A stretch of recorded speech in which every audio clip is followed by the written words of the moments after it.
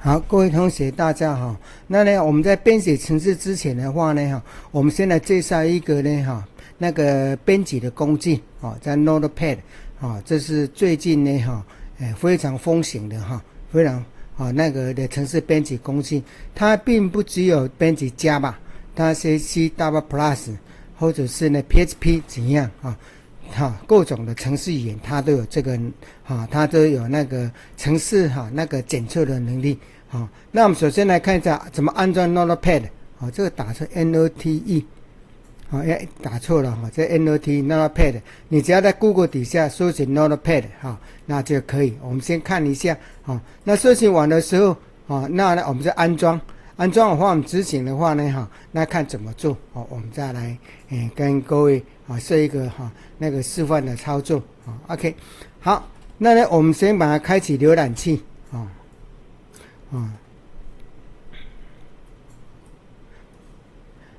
在浏览器上面呢我们把它打 Notepad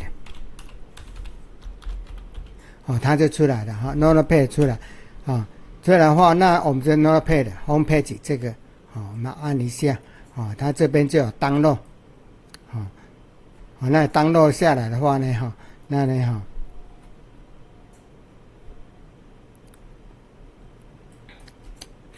它才4 MB 很小很小我在资料夹显示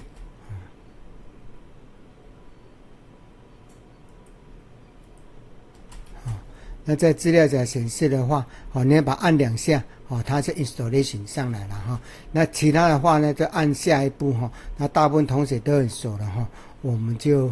不再介绍那安装完了之后我们看一下我们在这里面呢就可以找到 Notepad Notepad 这个Notepad OK 那把它新增新增的话呢你如果没有定的话它不会帮你搜寻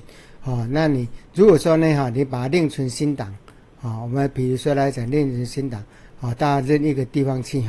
我们来另存新档，我们说这个是 DEMO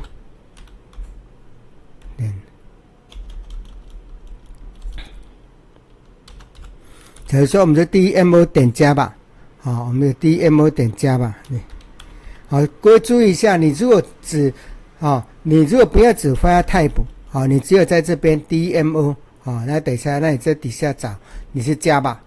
这样也可以这个，但是你看它可以有很多的那些工具很多程式员都可以用它来编辑，它有那个语法的检测器当你打错的时候它会告诉你它有语法检测器。那你如果没有的话你就直接打 DEM 点 Java， 我说这样比较安全的那用双引号包起来，记得要用双引号把它包起来要把它确定我们就是重新起一个DEMO 点 Java。 这时候的话我们来写看看写一个简单的程式这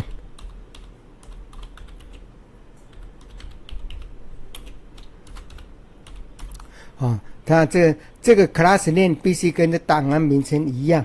这我慢慢介绍就好那它会帮我们检测出来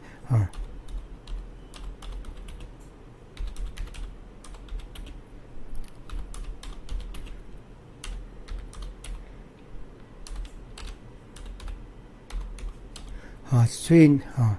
那个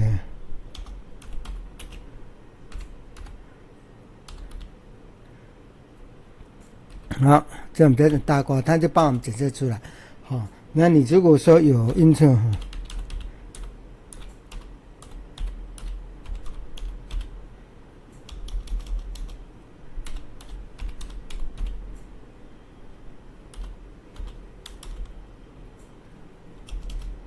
打错了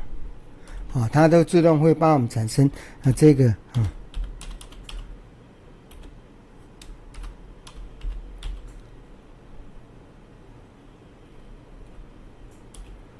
如果是这样写好的话我们就按存档我们编辑的程式大类是这样子那这是我们用那个Notepad 来编辑Notepad 来编辑好，那请各位的话呢哈，你如果当然呢你在学校的话呢，我们就已经帮你安装好了哈。比如像就帮你安装了，如果说你在家里的话，你也可以试着把它安装下来，这个都不用钱的，免费的软体哈。那呢我们以后我们上课的话，我们编辑工具就是用这一套，OK， 好，介绍到这里，谢谢。